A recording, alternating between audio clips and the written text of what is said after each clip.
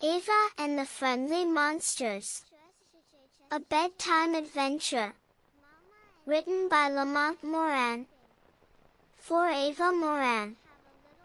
Chapter 1. The Noise Under the Bed. Ava Moran was 5 years old, and she was not afraid of anything. She was not afraid of spiders. She was not afraid of the dark. She was not afraid of the big thunderstorms that rumbled across the sky like giant bowling balls. Ava Moran was brave. Her mama told her so. Her daddy told her so. Even her goldfish, Captain Bubbles, always swam right up to the glass when Ava walked in, as if to say, "There she is, the bravest girl in the whole world." But one Tuesday night, something happened that even the bravest girl in the world was not quite ready for. She was tucked under her rainbow blanket, her stuffed elephant Peanut smushed under her arm, when she heard it. Thump! Thump! Thump! It was coming from under her bed. Then came a tiny, wobbling, very sad little voice. "Ouch," said the voice. "Ouch, ouch, ouch." Ava sat up straight. She pushed her rainbow blanket aside. And then, slowly, carefully, with her heart going bumpity bumpity bumpity, she leaned over the edge of the bed and looked underneath. Two big round eyes blinked back at her. They were purple. The color of grape jelly. The color of lavender. The color of the sky just before the first star comes out. "Are you a monster?" Ava whispered. "Are you a monster?" It whispered back. "No," said Ava. "I am a little girl." "Oh, thank goodness," it said. "Little girls are much less scary than monsters." "You are scared of monsters?" "But you are a monster." The creature looked very offended. "I am not a monster. I am a Bumble. My name is Bumble. And I am very friendly, thank you very much. My name is Ava Moran. And I am very brave." Bumble's grape jelly face broke into the biggest, most lopsided grin Ava had ever seen. "Well then," said Bumble, "I think we are going to be very good friends." And that was how everything began. Chapter 2. Bumble's Big Problem. Bumble crawled out from under the bed, one stubby leg at a time. He was round and fluffy and smelled of blueberries and warm toast. Ava liked him immediately. "My wings are too small," he said sadly. "Every other Bumble can fly. But I always fall." Ava sat cross-legged in front of him. "You know what my mama says? She says that sometimes the things that feel like our biggest problems are actually the things that make us special. Can I show you something?" said Bumble. He closed his eyes and began to hum. It was the most beautiful sound Ava had ever heard. Like a lullaby and a music box and rain on a tin roof all mixed together. And as he hummed, little golden lights appeared in the air. Like fireflies, they drew pictures in the dark. A butterfly. A flower. A sailing ship. A little girl with big brave eyes.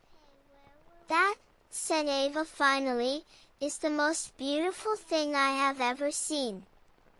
"Really?" But it is just humming. I cannot fly. Bumble, said Ava firmly. Your wings not working means all your magic went somewhere else. Somewhere better. Nobody ever said that to me before, he said quietly. Well, said Ava. Now somebody has. Would you like to see where I come from? Asked Bumble. More than anything in the whole world, said Ava. Chapter 3. The door in the closet. Most monster doors are in closets, Bumble explained. Or under beds. Anywhere dark and cozy. Monsters like dark and cozy. I like dark and cozy too, said Ava. See? We are very compatible. Ava pushed her yellow frog rain boots to the side. And there, behind them, was a tiny door. No bigger than a shoebox.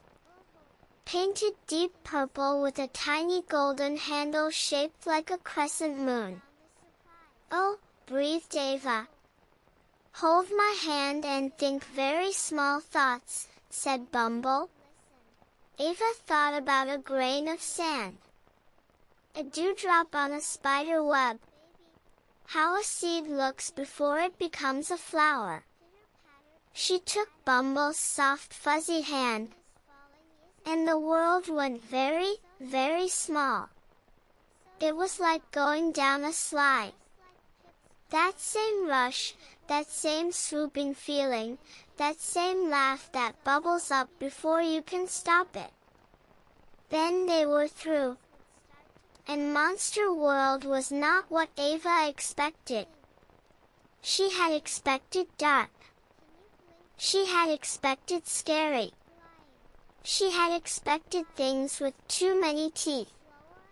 Instead, she stepped into a valley filled with soft purple light. 10,000 fireflies drifted like living stars. Round mushroom houses glowed warmly. Trees like weeping willows made of blue-white light lined every path. And everywhere, monsters. Big ones and small ones. Round ones and tall ones. It is beautiful, Ava whispered. Welcome to Monsterville, said Bumble proudly. A small yellow monster waddled over and stared up at Ava. What is it? It asked loudly. She is a little girl, said Bumble. And she is very brave. Does she bite? Does she bite? No, said Ava. Do you? The yellow monster thought very seriously. Only my broccoli, it said finally. Ava grinned. Me too. Chapter 4. Glimmer and her secret. They passed a little house glowing brighter than all the others. Not a warm, cozy glow. A sharp, bright, cannot look directly at it glow. That is Glimmer's house, said Bumble. She glows too bright when she is happy. It hurts everyone's eyes, so she has to stay inside. That sounds lonely, said Ava. It is, said Bumble quietly. Ava marched right up to the door and knocked. Go away, said a voice from inside. It was a pretty voice, like the sound of a bell, but very sad. My name is Ava Moran. I am very brave, and I would like to be your friend. The door opened a crack. One large emerald green eye peeped through. Glimmer had shimmering green and gold scales, delicate antennae, and scales that flickered like Christmas lights that could not decide what to do.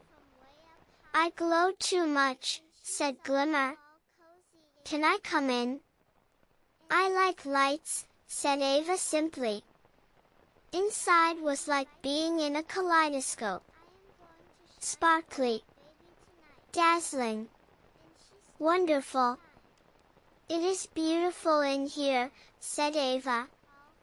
It hurts people's eyes. Not mine. I have brave eyes. Why are you trying to make it stop? Has anyone actually told you it bothers them? Glimmer thought. No. They just squint. Ava reached into her pajama pocket and pulled out a piece of red cellophane from a candy wrapper. She held it up to her eyes. Through it, Glimmer's glow looked like a sunset. You do not need to be less, said Ava. You just need friends with the right glasses. Glimmer blazed. And it was the most joyful light Ava had ever seen. Chapter 5. Grumpy Old Griff. At the edge of town, on a hill, sat a dark house with a fence and a sign that said, "Go away." "That is Griff's house," said Bumble. "Do not go near there. He is very grumpy." Ava thought about what her daddy had told her once. Most people who push the world away are just afraid of it coming too close. She opened the gate. "Ava!" Bumble hissed. She knocked 3 times, very politely. "Go away," said the voice inside. "My name is Ava Moran. I am meeting everyone. And you are someone."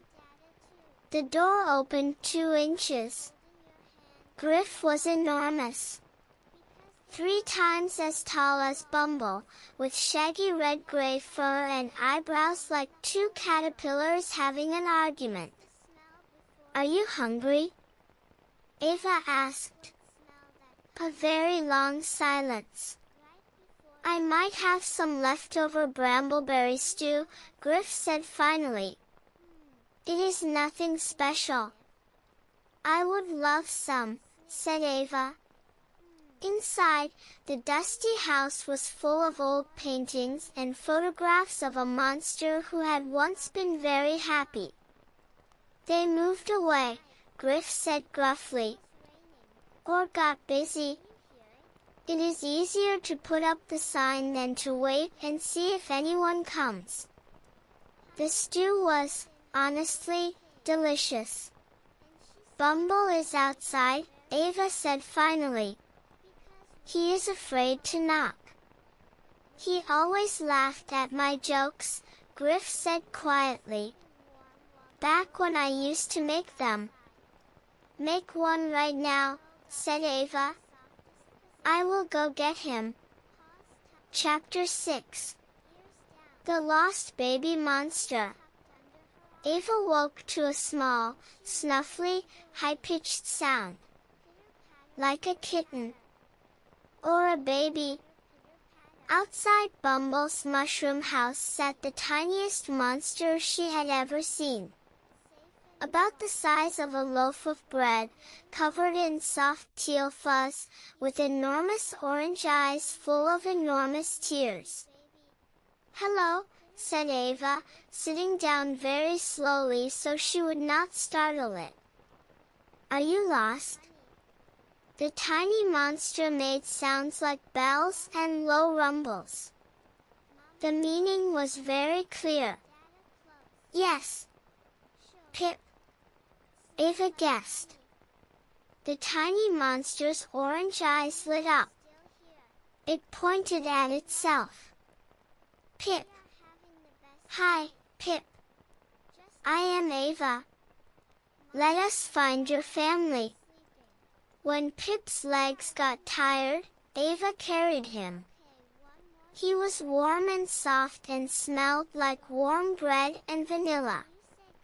They walked past a bakery selling blueberry clouds that really did look like clouds. Just bright blue and small enough to hold in one hand. Then Pip made a sound so loud and so joyful that Ava nearly dropped him. A tall blue-green monster came running. Pip launched himself from Ava's arms straight at her. The mother held her baby very, very tight. Then she looked at Ava and said something long and warm in monster language. Ava did not understand the words, but she understood the meaning. Thank you for bringing him home. Chapter 7. The Shadow. On the second evening in Monsterville, Ava noticed something sitting alone under the blue-white tree at the edge of town. A shadow. Not the shadow of anything. Just a shadow, all by itself, without anything casting it. That is the shadow, Bumble said quietly. He never talks to anyone. We do not know what to say, so we just say nothing. Ava watched him. He sat very still, watching the monsters gather and laugh and share food. Not moving toward them. Not moving away. Just watching from the edge. Ava knew that feeling. She had felt it on her first day of school. She walked over to the tree and sat down beside him. "Hi," said Ava. "I am Ava. I am new here too." The shadow's eyes were silver. Not scary silver. The silver of the moon reflected in a still pond. "My first day of school," Ava said, "I stood by the fence the whole recess. I thought nobody wanted to be my friend. But it turned out everyone was just afraid to go first. Sometimes the bravest thing is not fighting a dragon. Sometimes the bravest thing is just sitting down next to someone and saying hi." A long, long quiet. And then the shadow made a sound. Very soft. Like wind through tall grass. Like a page turning in a book.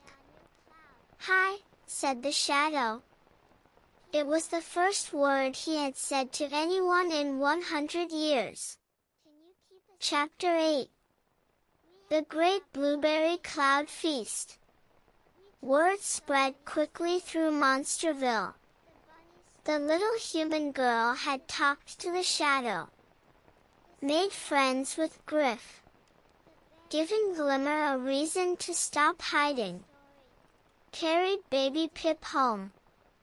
And so that evening, the monsters threw a Monsterville feast.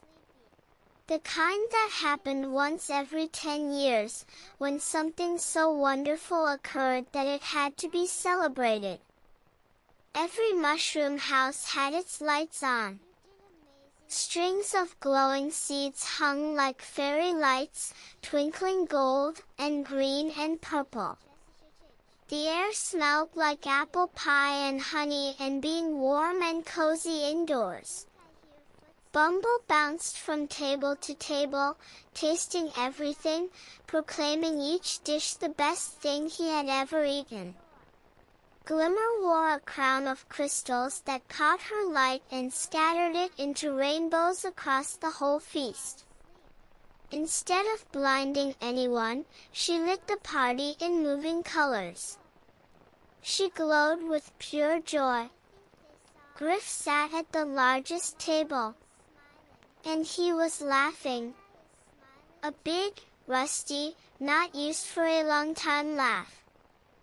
The shadow sat beside Ava the whole evening. He did not speak much. But he was there. And that, Ava was learning, was sometimes the most important thing. Pip sat on Ava's lap, eating blueberry clouds with both hands and offering her bites. They were the most delicious things she had ever tasted.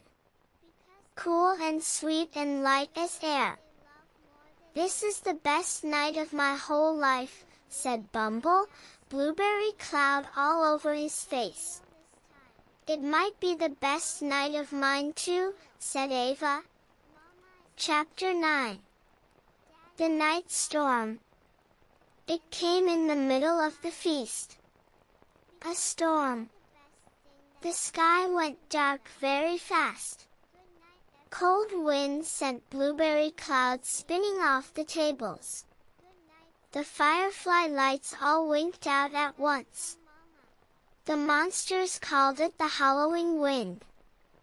It only came once in a very long while. Big and loud. And if you were not somewhere warm and anchored when it hit, you could get very turned around. "We need to get inside," said Bumble urgently. But then Ava heard something through the rising wind. Pip. She turned. Little Pip had tumbled off her lap and was sitting alone in the middle of the square, crying, his orange eyes wide with fear. His mother was at the other end, searching frantically. The howling wind hit like a wall of fast-moving fog. Ava felt it push against her like a firm hand. She pushed back. She walked into the wind, step by step, leaning forward with her whole body, her hair blowing behind her. Bumble tried to follow but got blown sideways. The shadow flowed around the wind and drifted alongside her. 1 step. 2 steps. 3. She reached Pip. She picked him up. She held him tight. And then Glimmer, who had always hidden, stepped out into the storm. She blazed. The whole square lit up like noon on a summer day. The wind faltered. In that moment, Pip's mother crossed the square and wrapped her arms around her baby. "Brave," said the monster words. "Both of you. So very brave." Chapter 10. What Ava Left Behind. The morning after the storm was the most beautiful Monsterville morning yet.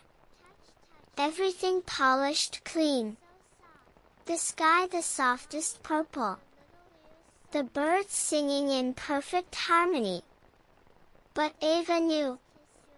She had to go home. She let Pip hold her finger with his tiny fuzzy hand. She ate a blueberry cloud and saved the memory of its taste like a treasure. Then she found Bumble on the hill, still trying to fly, still flapping his tiny wings. "I have to go home," she said. "I know," said Bumble. "I do not want to." "I know that too." They sat in the comfortable silence that only exists between real friends. "Can I come back?" "The door in your closet will always be there. Anytime the moon night light is on and you think small thoughts. And you will always be here." "I am not very fast. I cannot fly far. I have extremely small wings. I will definitely be here." Ava laughed and hugged him. He was exactly as soft as a stuffed animal. Glimmer gave her a bracelet of tiny glowing scales, always a faint green glow in the dark. Griff, grumbling the whole time, pressed a tiny jar of brambleberry jam into her hands. The shadow said his second word. "Goodbye." And Pip, held in his mother's arms, reached out his tiny teal hand as Ava walked away, opening and closing his fist, holding on just a little longer. Chapter 11. The Way Home. The little purple door was behind the blue-white tree, painted deep purple with the golden crescent moon handle. Ava held the tiny jar of brambleberry jam. On her wrist, Glimmer's bracelet glowed faint green. She thought big thoughts. The real sky, blue and white. Her mama's voice. Toast and eggs and the sizzle of butter in a pan. Peanut the elephant waiting in the rainbow blanket. The world went very, very big. The rush. The swooping feeling. The laugh that came all by itself. And then she was through, back in her closet, cedar and crayons and the safe familiar smell of home. Her bedroom was exactly as she had left it. She picked up Peanut. She smoothed the rainbow blanket. She climbed into bed.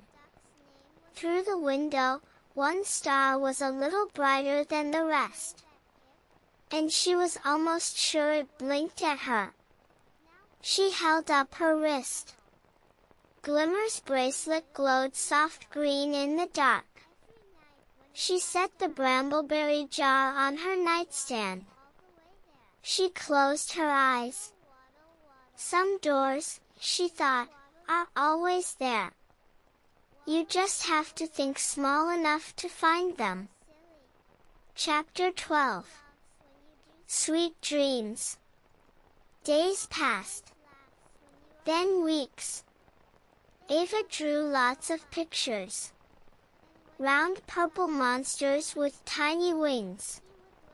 Shimmering green monsters with crystal crowns. Old red monsters with bushy eyebrows who looked grumpy but were not really. Friends of mine, she told her mama. They look very friendly. They are, said Ava. Some nights she opened the closet, moved the boots, and saw the tiny purple door. Just waiting. She always went. Every time, Bumble was there. Still trying to fly. Still humming golden lights. One hum song made the lights dance in the shape of a girl with brave eyes. Glimmer wore her crystal crown everywhere and had 100 new friends. Griff had taken down the go-away sign. Leaving it blank felt like a whole new kind of welcome. The shadow had learned 7 words. He used each one carefully, like a present. And Pip was walking now, toddling on tiny teal legs, saying her name in monster bells. Ava. Ava. Ava. Then one night, climbing into bed, Ava felt something small and warm curl up at her feet. Bumble, she said. I missed you, said Bumble. You can visit any time, said Ava. I know. But I wanted to make sure you knew you could visit any time too. A comfortable silence settled over the room. The night light glowed. And very quietly, very softly, Bumble began to hum. Golden lights rose one by one. A butterfly. A flower. A sailing ship. A little girl with brave eyes. And all around her, the glowing shapes of every friend she had made. They drifted and spun and slowly, gently faded. And Ava Moran, the bravest girl in the whole world, closed her eyes. She was asleep before the last light went out. The end.